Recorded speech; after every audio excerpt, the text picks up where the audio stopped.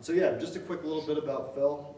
He currently serves as an environmental protection specialist at the Colorado Department of Public Health and the Environment. And he was actually served on our very own CRES in numerous positions and on the board as well. So very excited to have him come speak for us tonight. So please help me welcome Phil Von Hake.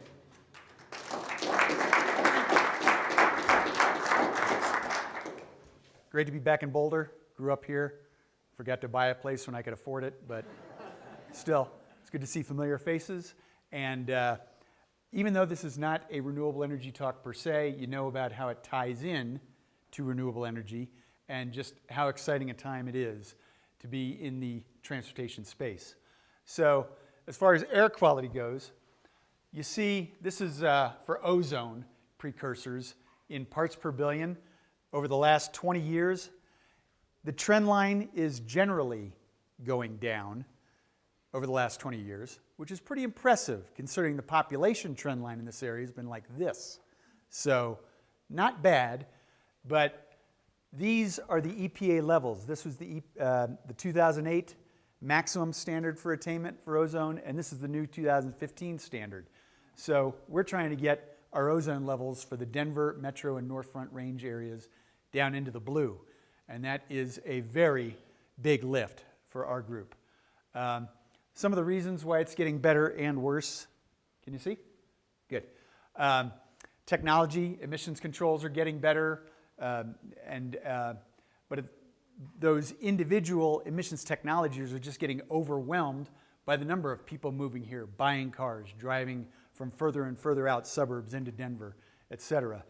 The electric grid, this group knows more than most about how much cleaner the electric grid has gotten over the years and how much cleaner it's projected to get.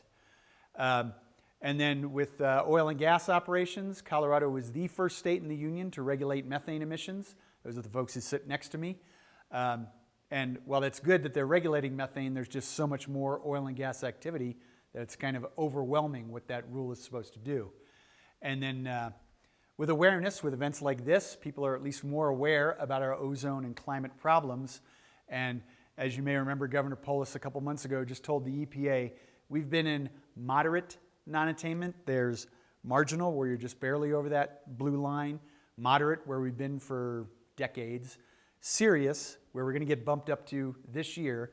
And then severe, which is LA and the Central Valley of California. So those are the reasons why I say it's getting better and worse at the same time. And that blue area there is our non-attainment area, the Denver Metro and North Front Range areas. The Springs is, again, barely in attainment, but they might get bumped up too.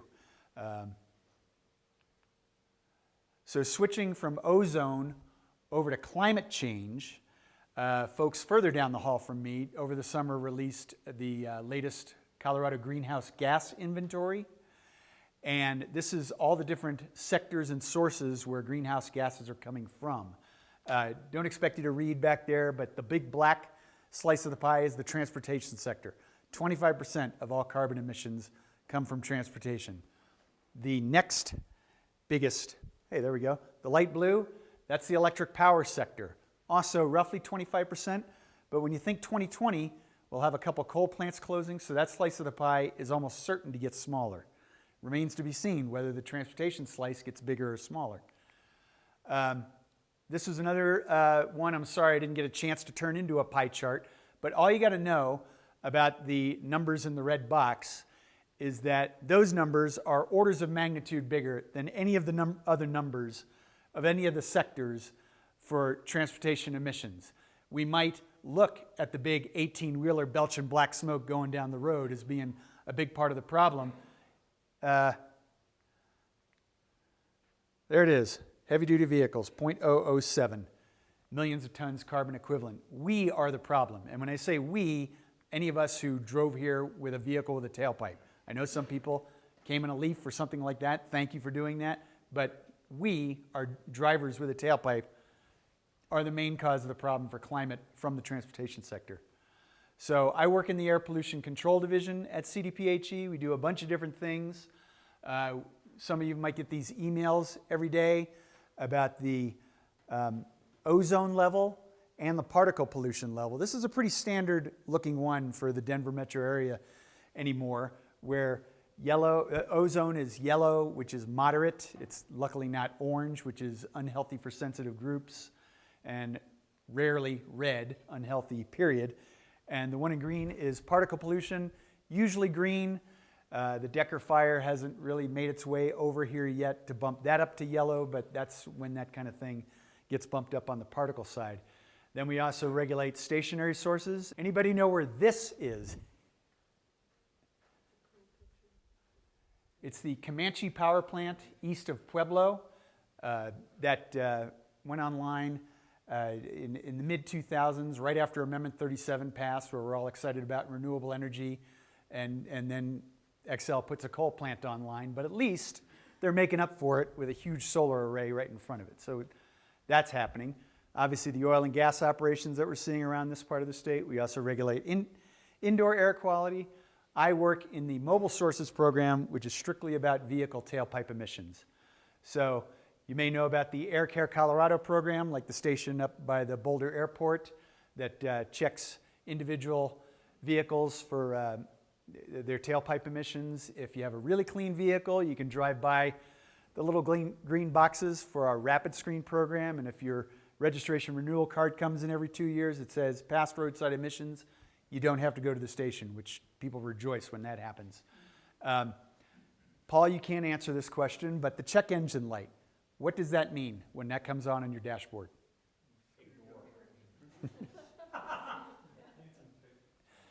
What it specifically means is that it's the computer in the car has determined that your vehicle is polluting 150% of what it was designed to pollute. So it is clearly a broken vehicle. If that's lights on during your emissions test, you fail, you've got to get it fixed and come back and it passes. So that differentiates from like the brake light or the oil light. It's the check engine light.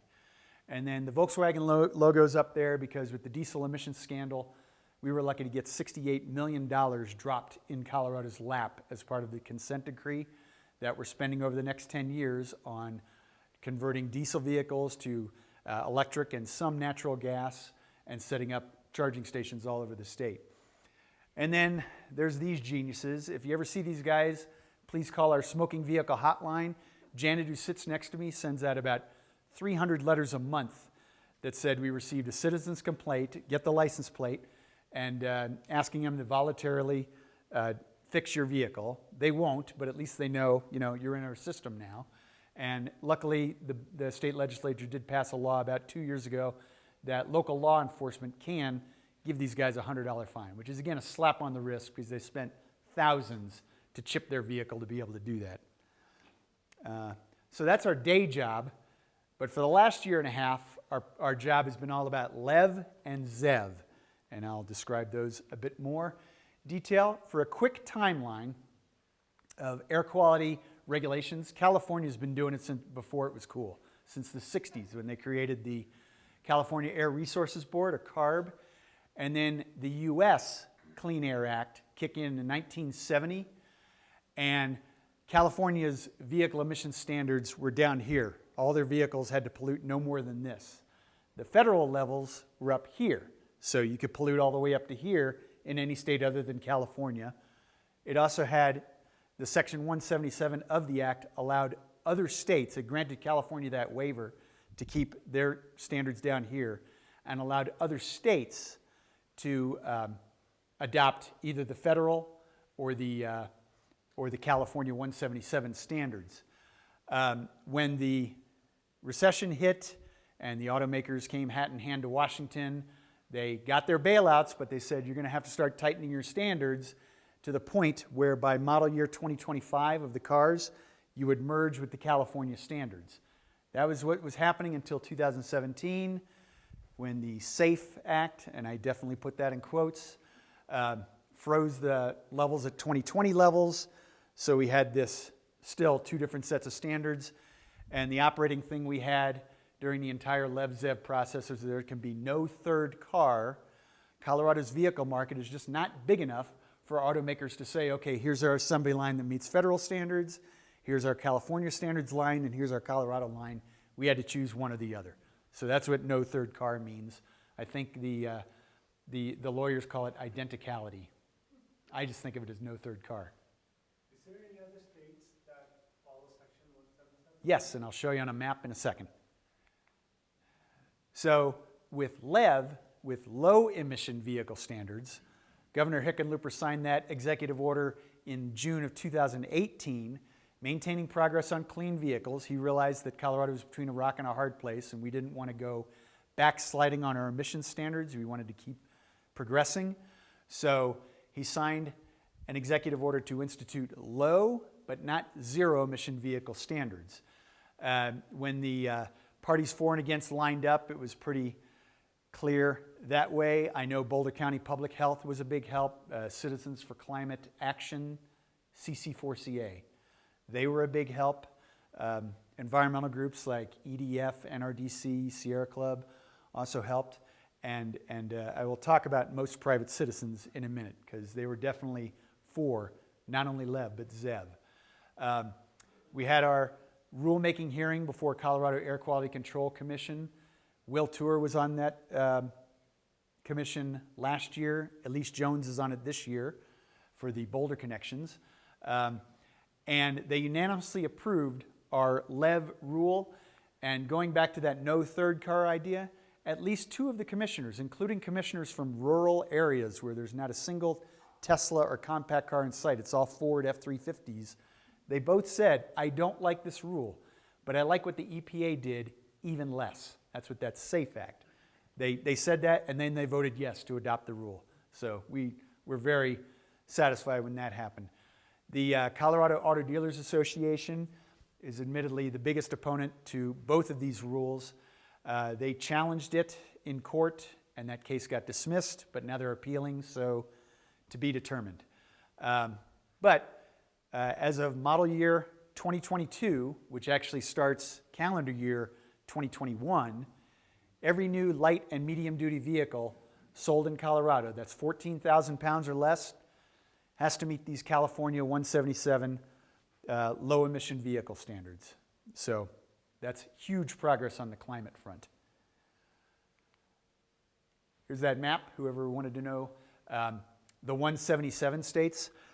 This was right after the LEV rulemaking, where Colorado became a 177 LEV state, like Washington and Pennsylvania, but not a ZEV state like the orange states. And that matters when it comes to vehicles like this. Anybody own a Subaru? 1, 2, 3, okay, 4. Pretty much the unofficial state car of Colorado, right? So Subaru does already make a plug-in hybrid, but they don't make enough of them to sell anywhere else other than in those ZEV states that I showed you on the map, the orange ones.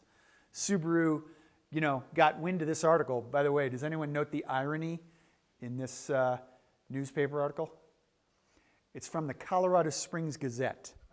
If anyone knows about the political spectrum in Colorado, Boulder is pretty much at the opposite end from Colorado Springs.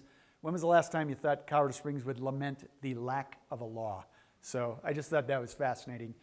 And Subaru caught wind of this story and wrote a very stern letter to us, said, you can too buy a Subaru plug-in hybrid in Colorado, but are there any on the lot? Can you easily take a test drive without having to first buy a plane ticket? And the extra shipping and handling charges. So effectively, this car is not available in Colorado yet because we're not a ZEV state. So moving from LEV to ZEV, the way our process works, the governor signs the executive order, which directs us to write this rule, and in a month or so, we present it to our Air Quality Control Commission, like our board of directors, and we request that they hold a rulemaking hearing about it in a couple of months after that. Those are usually very cut and dry affairs with 10, 20 lawyers in the room. The thing's over in 10 minutes. Yeah, you get your hearing.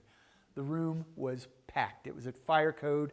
Our program director, he was in his suit the one day out of the year. Even he had to wait out in the hallway until it was his turn to talk, because everyone came through and gave their 3 minutes apiece on why Colorado should be a LEV and ZEV state. It was actually kind of cute seeing the commissioners going, what's everybody doing here? It's just a rulemaking request.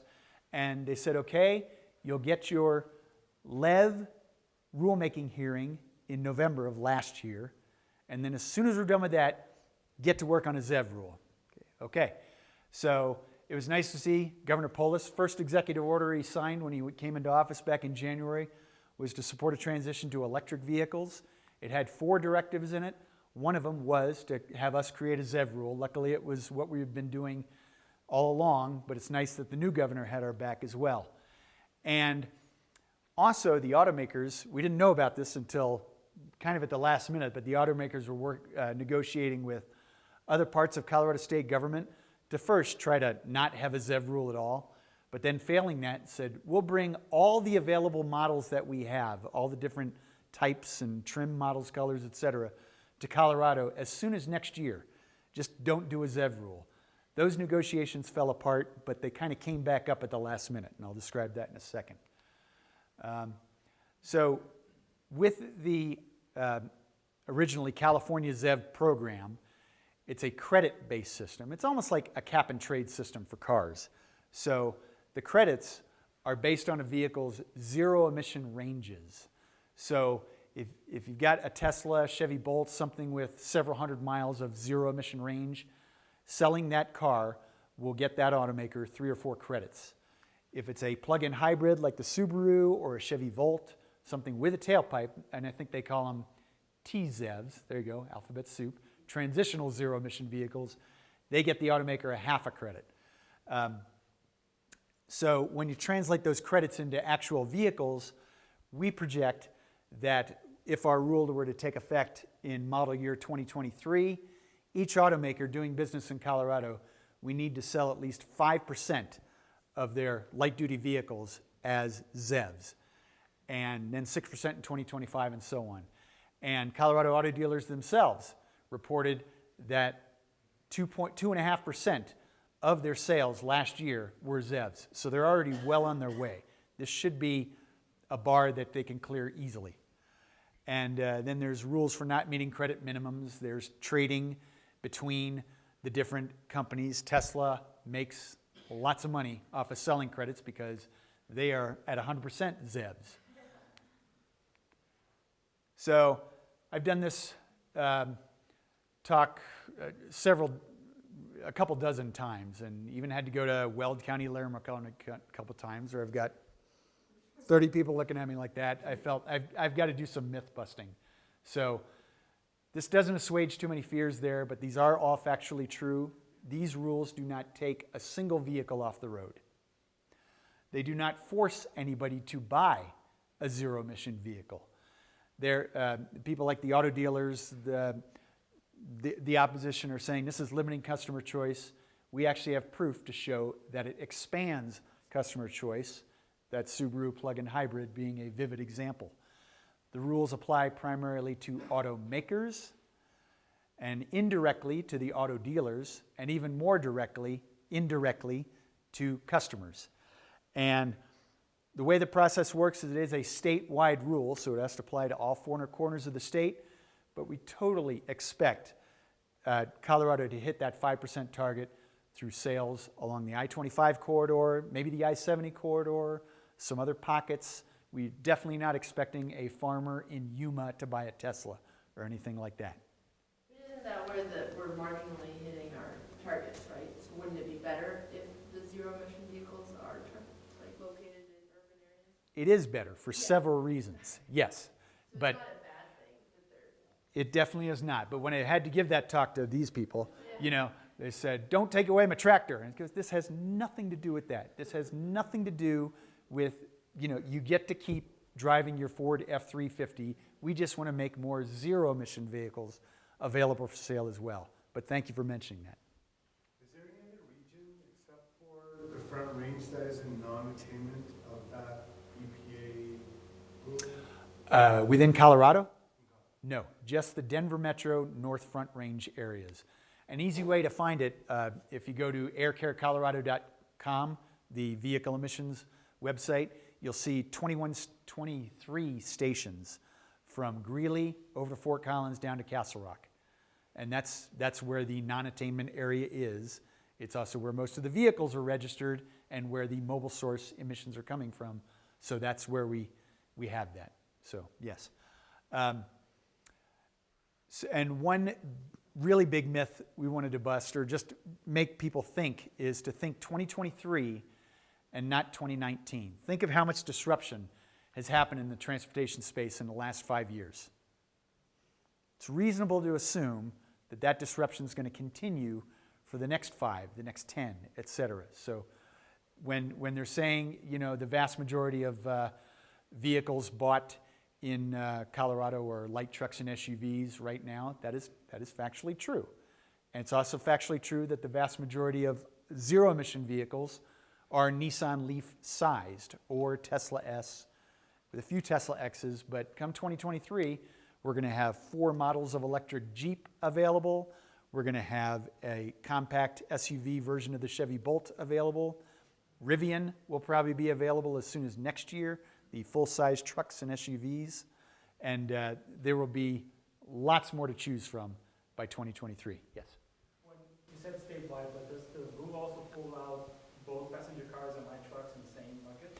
So that LEV rule, that first one, that applies to light-duty vehicles, 8,500 pounds or less, and medium-duty vehicles, 14,000 pounds or less. They all have to meet those LEV standards.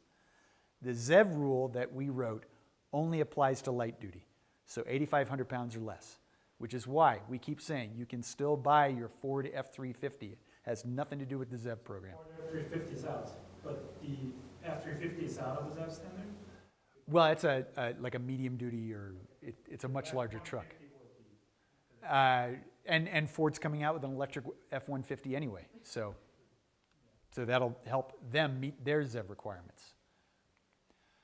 So with our pollution reductions, we estimate that the LEV rule will keep 30 million tons of greenhouse gases out of the atmosphere over the model years that those cars are sold, and then like the 15-year life of each of those vehicles. So that is huge because it does apply to every new light and medium duty vehicle that'll be sold in Colorado as of model year 2022. The ZEV rule gets about 10% of that much greenhouse gas reduction, which is still significant because we're still only dealing with like at least 5% of the light duty vehicles, but it still takes a big chunk of the pollutants out of the air. And the ozone precursors, that 307 tons, is still significant because, you know, we're just, in our air division, we are looking at ways to nip around the edges of how to get rid of a couple tons of pollutants here and there. So that'll help take a big swing all at once. And then with the economic analysis that we did, we found that yes, admittedly, with a low emission vehicle, those pollution control technologies will add, we estimate, about $1,000 to the price of each vehicle to drive it off the lot. But over the life of that vehicle, because they're all higher mileage cars, you'll be paying less in gas and also less in maintenance. So we predict a savings, a net savings of $3,000 over the life of that vehicle. And then with ZEV, that difference is even more stark. Admittedly, a Chevy Bolt is a lot more expensive right now than whatever internal combustion engine equivalent car is out there. But the prices of the batteries are coming down, which is the main part of the cost of an electric vehicle. And we saw dozens of market research estimates that predict cost parity, where the Chevy Bolt costs as much to drive off the lot as an internal combustion equivalent or any of the ZEVs. As soon as 2025, we deliberately chose the conservative estimate of cost parity in 2028, and then much less fuel and maintenance. Fueling, obviously, you're talking pennies per kilowatt hour versus dollars per gallon. And anyone who drives an EV, what kind of maintenance have you had on it? Change the tires. Rotate the tires. And they have to come up with additional stuff. Change the air cabin filter, change this filter. Right. No lube jobs, no timing belt to go out, nothing like that. So we see savings, especially getting towards the end of the decade, over the life of the vehicle of over $10,000 to get a ZEV versus a comparable internal combustion engine vehicle. And the asterisk next to the costs, we deliberately used retail costs for everything in our analysis. Colorado is one of the best states in the union to buy a zero-emission vehicle. Just ask Martin.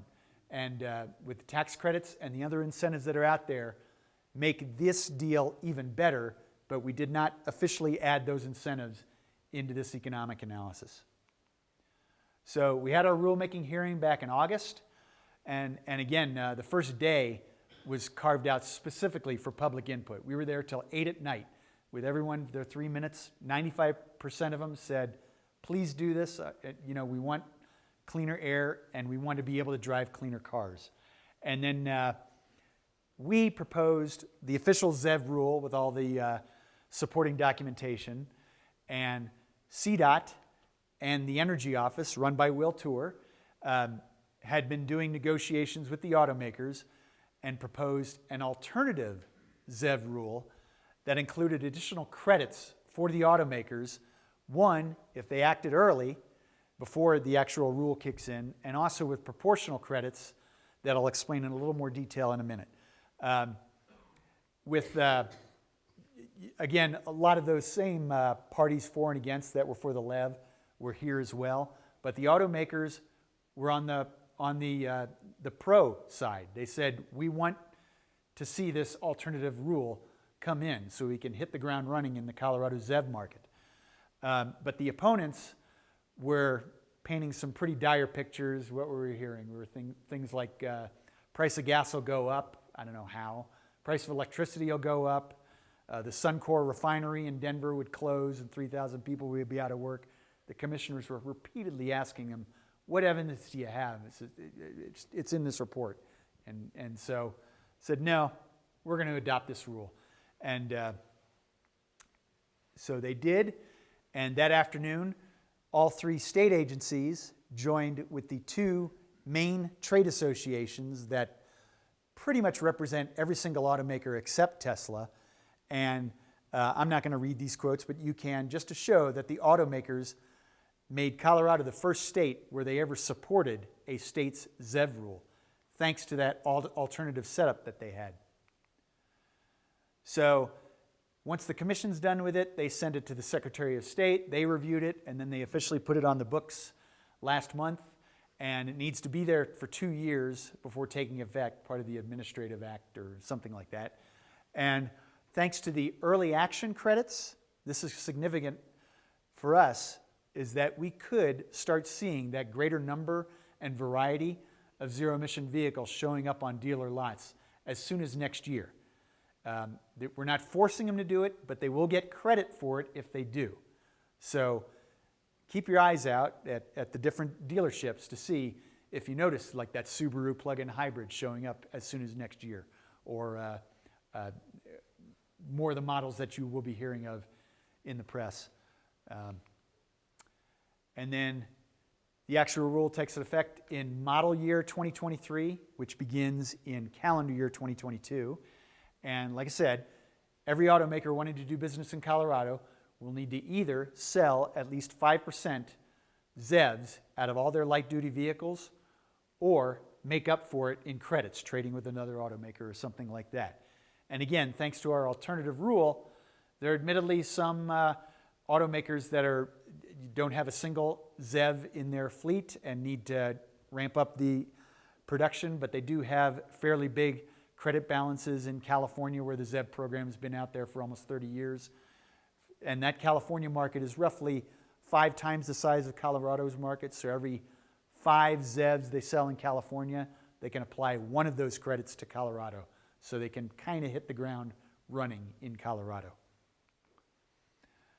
And then, I'm sure you heard the news from a couple weeks ago where the EPA revoked that waiver allowing California and other 177 states to set stricter standards, and 23 states sued the very next day. I'm afraid I do not have a map or specific list of those states, but remember back from that map that there are only about 14 states that are actually LEV or ZEV states, but an additional 9 states wanted the flexibility to be able to set stricter standards. They don't like that federal rule either. And I know New Mexico is just a couple of months behind us with wanting to enact a ZEV program. Minnesota's already been in touch with us. I know North Carolina is setting some pretty aggressive ZEV goals. I don't know for sure if they're in on this lawsuit, but almost half the number of states and at least half of the U.S. vehicle market is against the EPA pulling that waiver. And there's quotes from the Resources Board and the Governor of California. And then there's Phil Weiser's comment on behalf of the state of Colorado that it really was an Orwellian switch on the idea of federalism where they said, nope, one national standard. You go, no, we're going to sue to keep the two. Yes?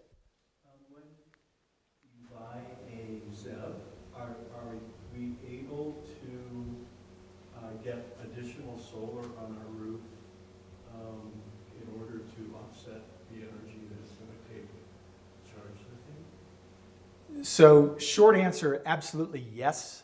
But this is strictly about the vehicles. Thank goodness I brought RJ. Do you want to take that? Feels right, yes. The ZEV doesn't... Your utility is, of course, but if you're here in the Boulder metro area, probably it is Excel. And they will allow you to tell them the battery pack size. And they have an algorithm that will then calculate based on that battery pack size. So you don't have to wait the year. Correct. You don't have to prove your utilization. You can predict your utilization based on that battery pack size. You have to prove that you own the car. Oh, yeah. Okay. Yeah. 2009, the rules switched to be 120% of historical load. The ability to just say, I will buy an EV went away. You must prove ownership. Okay. And thank you for reminding me, a zero-emission vehicle is not just a plug-in electric vehicle. There are also the plug-in hybrids, like I mentioned, that take gas and electric. And then there's also fuel cell vehicles that there are 3 models of, I know of. And I know the running joke for a long time was hydrogen is the fuel of the future, and it always will be. But I've also seen market research that says they're going to hit the market in appreciable numbers as soon as 2025. Honestly, even I don't believe that. I hope it happens, but there are models available, and they definitely come under ZEV as well. Yes? I think, one clarification, I think you're allowed to install as much solar as you want. You're talking about the net metering and Excel giving you credit for your solar. Accurate clarification. Yes, so you can put so as many solar panels as you want on your roof. It's just that they won't allow you to do net metering up to 120%. So just making clear that Excel is not telling you how many solar panels you can install. Yeah. Right. So one great thing I love about my job is that our official mandate is cleaner cars with tailpipe emissions tests and certification, things like that. Luckily, my boss and our program director let me focus almost half my time on fewer cars. So, because we're trying to reduce mobile sources of emissions. An electric car is a big step, but taking the bus or riding your bike, walking, teleworking, things like that are even bigger steps to reduce mobile sources of emissions. So I came up with that chart and that show that an SOV, a single occupant vehicle, assume this one's gasoline powered, doesn't tick any of these boxes, and it's the most expensive option out of all of them, but it's convenient. And full disclosure, I was really hoping to take the bus tonight to get here, but between the time it took to get up and back and the storm coming in and got to be back really early in the morning, I drove solo here. In a Prius, but mea culpa.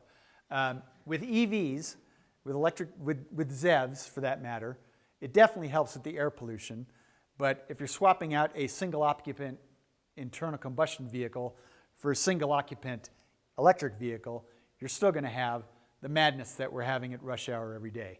And also, you're still needed to drive, you're still needed to find a parking space, etc. But it is a little cheaper.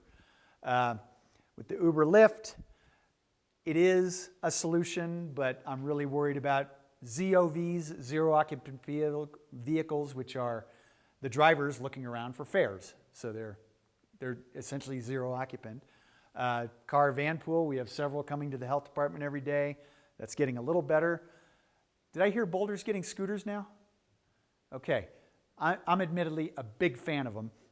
They're great down in Denver. I put single and sober there because I was there in Lodo on a Saturday night a couple months ago, and I could not believe how many couples were on scooters, where the guys around the back and the girls here, and I go, that's 2 brain injuries waiting to happen, especially in Lodo with all that choppy old pavement. So stay single and sober on your scooters. But then these are my 3 favorite electric vehicles by far. Admittedly, I understand that RTD doesn't have too many fans in this part of town, but Bustang has been going like gangbusters and effectively is bus service for the entire state now. So I'd encourage you to check that out as well. And then obviously bike and walk. I organize our bike to work day, summer and winter at the office.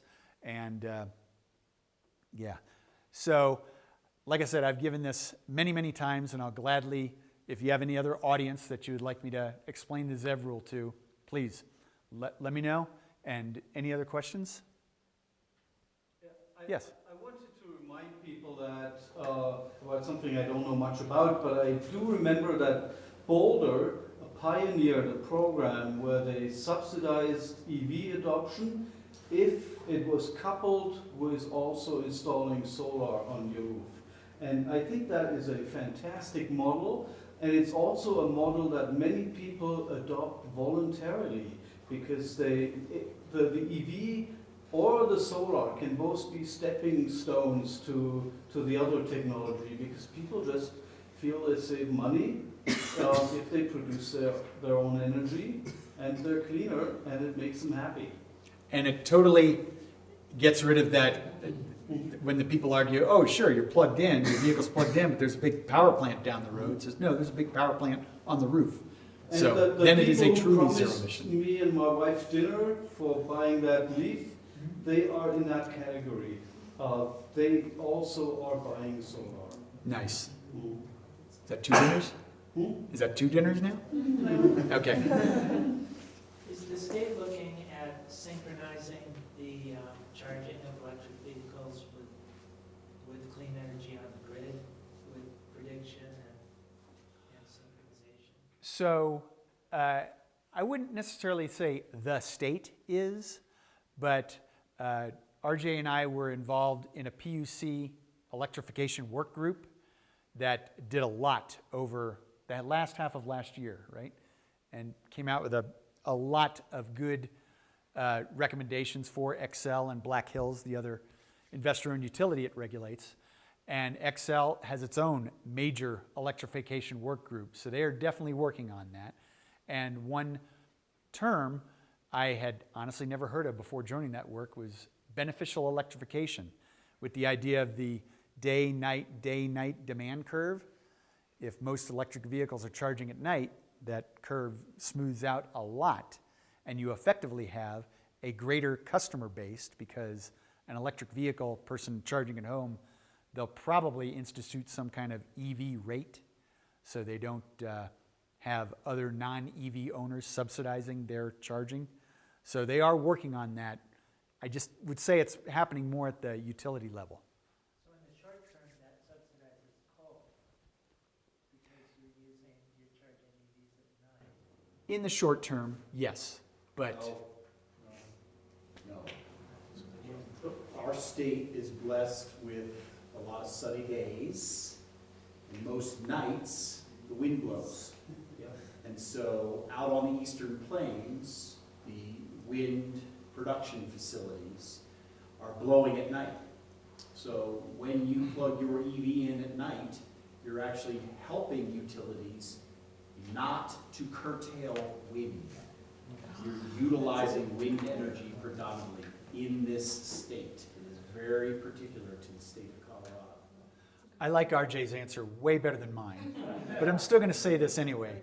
In the very short term, our rule doesn't kick in till model year 2023.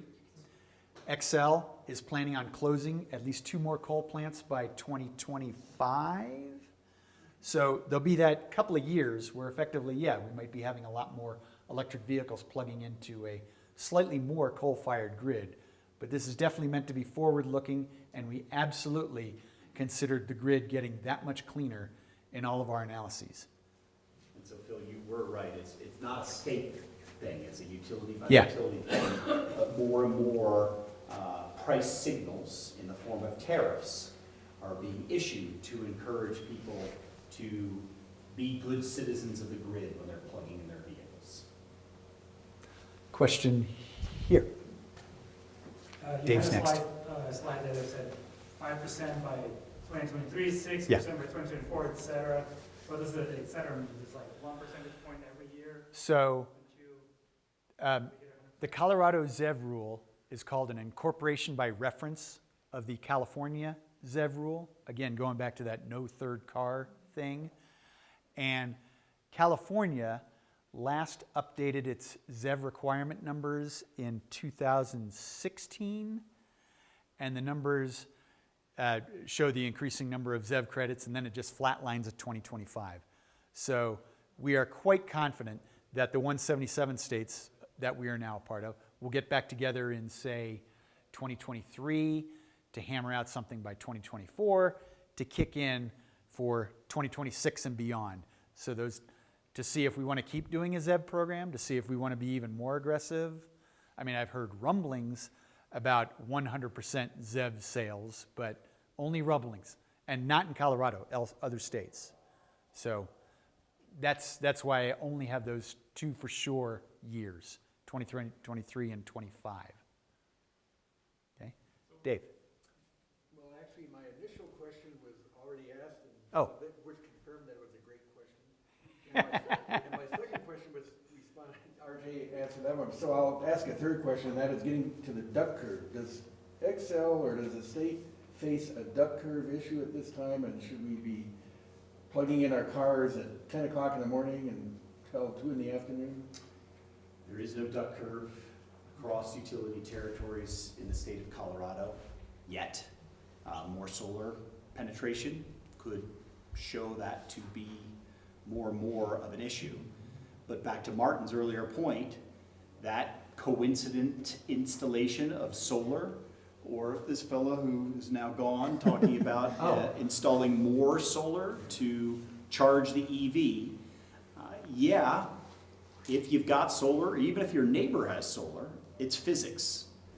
Those electrons are being produced. They're going to go to the closest load. So if you can plug your car in during the day and take advantage of those locally produced electrons, there will be that benefit. Yes. Another thing, thank you for asking about that, is I've always been fascinated by the idea of V2G, vehicle to grid. And I know NREL, I think, uses the term like phase shifting or mode sharing, something like that. They don't use V2G anymore. I still do. But just the idea that we've got thousands of gas tanks out there that are completely disconnected from this grid. Whereas in the next generation, we could have hundreds of electric vehicles parked charging, and the grid hopefully gets smarter, hopefully gets more adaptable, and the electricity can go both ways. And the grid, if you want to make your car available for that, can be a battery for the grid. So that's part of that beneficial electrification to kind of smooth out the curve a little. Nothing in this program does anything with that. That's more the PUC and the Colorado Energy Office.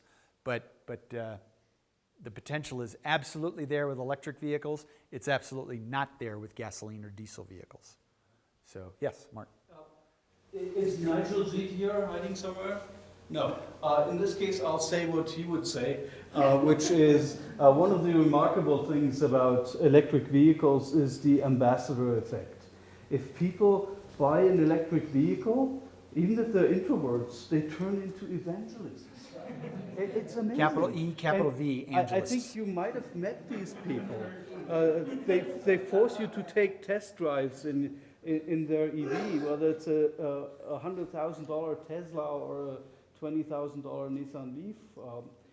That is a very big factor. That's what what guarantees penetration of EVs that is not easily predicted by market research, but it's really happening. And I'm the best example. And if you're doing it, please continue. Recent research has shown that people who have driven, who've even sat in an electric vehicle, are 30% more likely to buy one than someone who hasn't. Did everybody hear that? It's the butts Thank in you. the seat paradigm. Yes. Anybody involved in Gotober right now? What's that? That sounds cool. What is it? Okay. I thought about bringing all my materials. Dr. Cog, Denver Regional Council of Governments, for the last 4 or so Octobers in a row, has Gotober, Find a Smarter Way to Go. And it's an employer challenge, and I'm pretty sure some specific institute at CU is in on it, CDPHE is in on it, Google's in on it, and they get as many of their employees as possible to just click to join the team and then take at least 4 alt mode commute trips and then just report them back in to the Way to Go system. And, you know, individuals win prizes like a Kindle and things like that, and companies can win prizes like a $10,000 in free advertising, things like that. I know Boulder, I don't know if this is still happening in downtown Boulder. You would know better than I would, but weren't they paying people $5 a day to? Google was. Okay, and Google has the money, but I know I read it in the camera that parking is so bad in downtown, and traffic into and out of on Baseline, Arapahoe, 36, et cetera, is so bad that downtown Boulder was paying people $5 a day if they either did anything other than drive solo. Atlanta was doing something similar. The health department's looking at something like that as well for our 1,400 employees. So there's just outright bribery, you know, which I'd love to see happen a whole lot more. There's events like Gotober. There's events like Bike to Work Day. Make it a competition. Make it fun. Show that all different types of people are doing it, young, old, and that might get more people to do it. And 15-minute neighborhoods and land use patterns. that Urban design. goes way outside of my wheelhouse, but I agree. I just have no authority over that. It's strictly tailpipe emissions. But I hope that gives you some ideas. And please think of more and let me know about them, because I run our Transportation Alternatives Committee down there, and seeing that vast parking lot in Glendale just full every day just turns my stomach. And when they restripe the parking lot and people are grumbling about this or that with their beloved parking space, we have so many better ideas. So, yeah. Yes, sir. So, the concept that the ZEV rule is going to bring more, basically force manufacturers to give more options of EV, electric vehicles in Colorado, correct? Yes. So, is the idea that just because there's going to be more selection and more people will choose electric vehicles, or is there going to be also a campaign to advertise these new options, or is there some type of social thing, or is it just well, they're here now, so people will buy them? It'll be all of that. Martin mentioned Nigel. If you guys know Nigel Zed, who is at Boulder Nissan and has probably sold 300 Leafs by himself. And he and RJ and I are in the Colorado Electric Vehicle Coalition, which has been around for 4 or 5 years. And he is just the outreach guy with road shows. And we just had Drive Electric Week back in September. I'm pretty sure there was an event in Boulder. Well, all of them. There were several events. I'd love to see Drive Electric Week just be Drive Electric, period, and have those kind of events a lot more often. The governor's executive order that was the ZEV Rule was part of talked about it had 4 directives, and I should have them burned into my head by now, but there is a statewide transportation electrification work group that involves every state department going, how are you guys going to get more electric vehicles into your fleet? And also with I haven't touched on the chargers at all, But chargers are getting plunked down everywhere. We went from about 30 chargers statewide 5 years ago to about 1,000 now. And that's completely aside from the Tesla supercharger network, who Elon said he's going to double the size of next year. So the chargers will be available. That takes range anxiety off the table, or at least, makes it much less of an actual anxiety. RJ, what else are we doing? So part of that alternative ZEV rule was the auto manufacturers did make some loose commitment to more marketing and advertising in the ZEV, the alternative rule ZEV state, that they will be doing more. The auto dealers continue to resist, but they will either adapt or die, and so they'll have to start training their sales force a little bit better.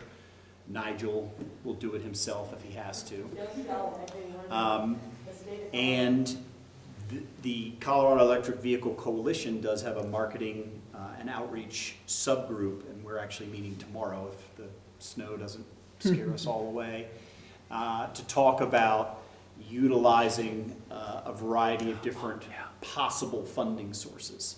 One of which is a result of Senate Bill 239 this last legislative session, which is driving other stakeholder groups that I'm participating in to look at various fees, back to your VMT question, on how to pull more cars off the road, but actually push more single occupancy vehicle riders and or drivers, mostly drivers, into shared TNC, Transportation Network Alternatives companies, the Ubers and the Lyfts of the world, the ego car shares of the world, so that more people are carpooling in zero-emission vehicles. So there's a lot of different incentives and ways to ultimately take away mandates, because the choices are there and consumers will begin to understand the savings. Sean made the point earlier, just get the butts in the seats. To Phil's earlier point, as more charging stations get deployed, when there is a charging station that somebody feels comfortable they would be able to use, for example, out here in the Seek lot, somebody is 6 times more likely to get an EV if they think they can charge it. So it's a variety of pieces to the puzzle, all moving as concertedly as we possibly can move them as quickly as possible. Thank you. I have something to add to that, but Do you want? your turn. Denver, Boulder, and all the other front range cities are extremely bikeable, and one of the lowest impact, as it met all your check marks, is bike commuting. But it seems like all of the initiative, all the capital is going into car reduction or switching from combustion to electric. Are there any serious bike, commuter incentives being thought of besides bike to work day? At the federal level, they're getting taken away, which infuriates me. I am the main pain in the butt in that EV coalition that says we need to start promoting electric bikes because they are an electric vehicle. And I know there was a similar group in Boulder a while ago. I don't know if anything's happening still, but at least 2 of our top people, number 3 and number 4 people in the health department, right below the executive director, ride electric bikes to the office every day in a suit with the tie and everything. So they are living proof that it works. And I'm constantly pestering them, how do we make this like a program to get the electric bikes either incentivized or whatever. So I don't know, I would check with Bicycle Colorado and People for Bikes over there on the mall. They are great, and they have e-bike efforts also. I just don't know exactly what they're doing around that. Like maybe shields for the winter.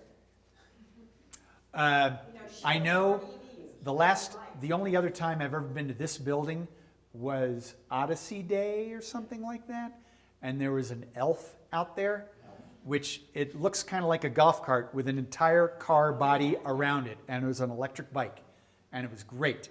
Seinfeld has one of them in his garage in New York with like a Maserati, a Mercedes, and an elf.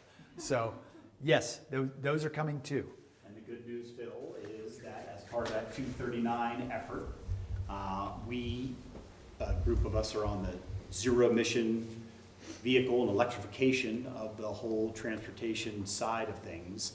And we specifically called out micro-mobility and trying to use some of whatever fee is adopted, if any, to incent all of these various multimodal pieces to the puzzle.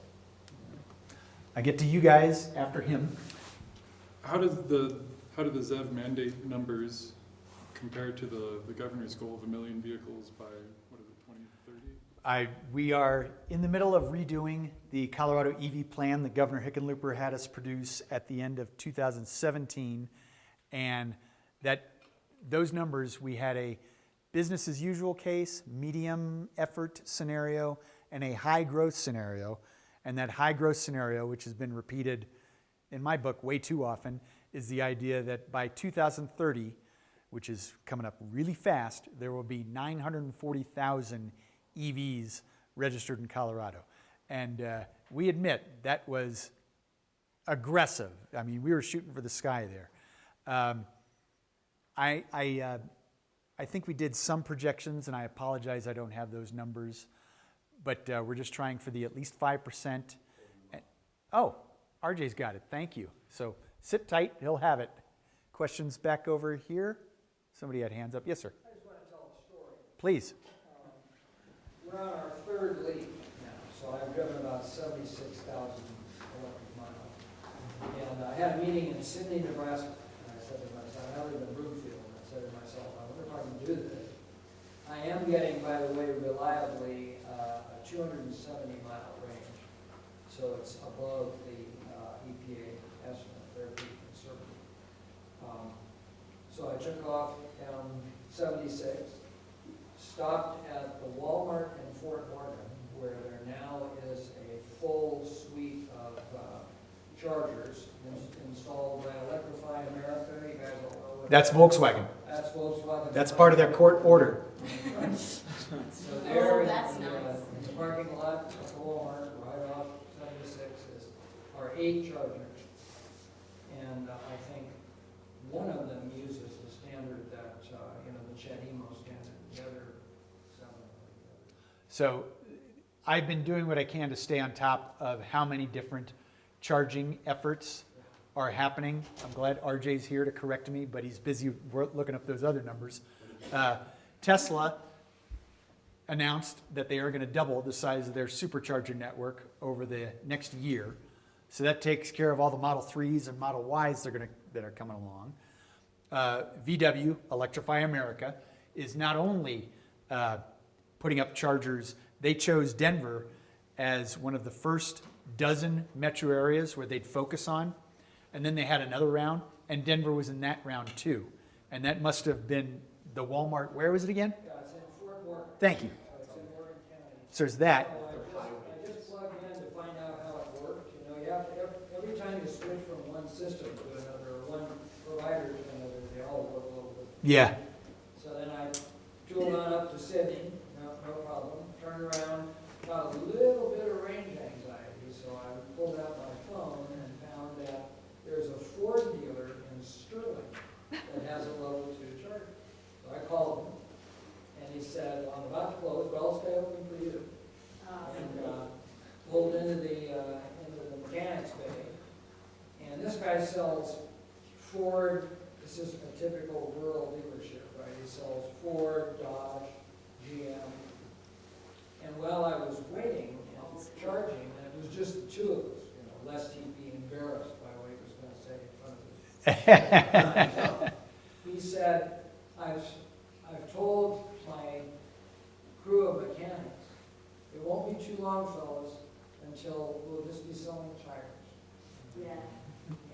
And he said, I was talking with farmers the other day, and some of them were saying to me, wouldn't it be nice to pull the tractor into the barn at the end of the day and just plug in, come back out in the morning and be ready to go? Nice. So we have to be careful about stereotyping people. Thank you for that. As the technology becomes more and more available and the infrastructure grows, and it becomes more imaginable for people. I also took my ferry or my horseshoe for riding the leaf. Nice. Does it have any power? I said, hang on. And we took out down I-25. Electric vehicles are on-off. Torque. People start opening their minds and thinking, maybe I could. Thank you for all that. And that just reminded me, going back to the outreach thing, Electrify America, you've probably seen the Jetstones TV commercial where the Flintstones, it's called Jetstones. The Flintstones song is playing and the old hippie pulls up in the hatchback and all the give a hoot, don't pollute bumper stickers are on the back of the hatchback. And then the Chevy Bolt, ironically Volkswagen, advertising a Chevy Bolt because they don't have any of their own EVs yet, pulls up next to it and it's the exact same color and the guy looks more slick and everything and it switches to the Jetsons song.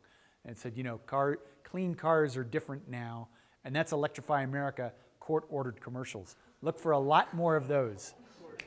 It is. They're not allowed It is. to advertise their own brand. Yeah. Part of the court. You don't see the Chevy nameplate or anything. We just know it's a Bolt, but I just thought that was wild.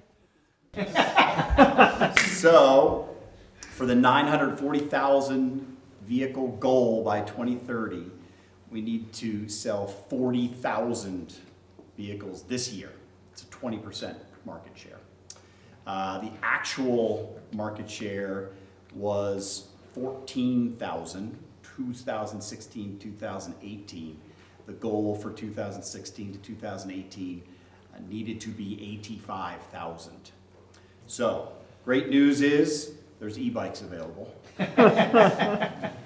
Bad news is that adoption level is quite low as well, but if we're going to hit this high penetration goal, we're going to have to blow ZEV Rule out of the water. And keep in mind that what I presented was a rule that puts a regulatory floor on the market, whereas that EV plan were aspirational targets, which I wish they didn't keep showing that million vehicles, but a lot of what we were doing, along with think 2023 instead of 2019, what was the adage that things always take longer to change than you realize, and then when they finally change, you're amazed they happen that fast. So we could see a hockey stick of sorts with that. Could. I'm not guaranteeing it. I'm not even predicting it. It just could be there. So question, Paul's next, but ma'am, do you have one? No? Are the ZEV credits state by state? Like if Nissan gets a bunch of credits in Colorado, can they use them in New York? Or do they have to use them here? Yes and yes. And actually, sorry, there used to be an interstate ZEV credit pool based on that map. And I think the only state now where you can use credits from another state is Colorado, thanks to that proportional credits because Colorado is also the first state to start a ZEV program in about 5 or 10 years. So the automakers have their ZEV banks built up pretty well in all the other states, and they do work state by state. And they can start applying some of those to Colorado so they can hit the ground running and not just pay out credits. Great tax credits in Colorado for the consumer. So if you're Nissan and you sell more cars here and you want to sell pickup trucks in New York, you could use the credits in New York. That's an incentive for manufacturers. I totally expect them to do horse trading like that, so yes. But I'm just glad that we do have the used credits from other states in Colorado so they would support the rule and sort of get a glide path into starting to sell ZEVs. We gave them the two options because we were thinking with the early action credits, the boss told me not to mention specific car names, but I've already done that. So with the early action credits, we expect Nissan, GM, Mitsubishi, Ford, etc., who already have ZEVs available now, to start bringing more of those vehicles here as soon as next year because they are making them. And then for the other car makers, definitely like VW, Toyota, Fiat Chrysler, etc., that don't have a single ZEV. Well, Toyota has the Prius Prime, but they don't have many of them. They can apply their ZEV credits from other states for model year 23 through 25 in Colorado for those first 3 years so they can have a glide path while they're busily creating their assembly lines to make their own ZEVs and hopefully get them here as soon as 2025. And did that make sense? Good.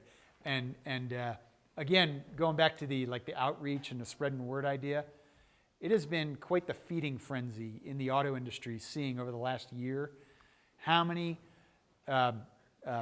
automakers saying we're going to have X number of electric vehicles available by 2020 something. And Ford jumped in and said they're going to have a plug-in hybrid F-150 in 2 years. And that press release got met with sort of a collective yawn. I said, that's it? And like a month later, they said, okay, we're going to have an all-electric F-150 in 1 year. And that got oh, nice. So that's how much of buzz is happening in the industry already. So hopefully it sticks around to the assembly line, to the finish, to the showroom floor. They are no So. longer investing in developing Right. combustion engines. That's right. Yes. Right. But like we heard it several times, word of mouth works the best. So. Looks like we're almost done, but let me give one more pitch for our CRES YouTube channel, because a lot of presentations are filmed from many of the chapters and show up there pretty quickly. For instance, one thing that isn't there yet is rapid transit. That was a presentation at my chapter. That's not yet on the web, but do peruse the YouTube channel. You'll find a lot of very good stuff, and we do an excellent job typically making all those slides that are typically accompanying the talk really readable on screen, so you're not wasting your time trying to decipher something. Well, thank you again. Thanks, everybody. Thanks. I'm going to get some pizza if you have more questions.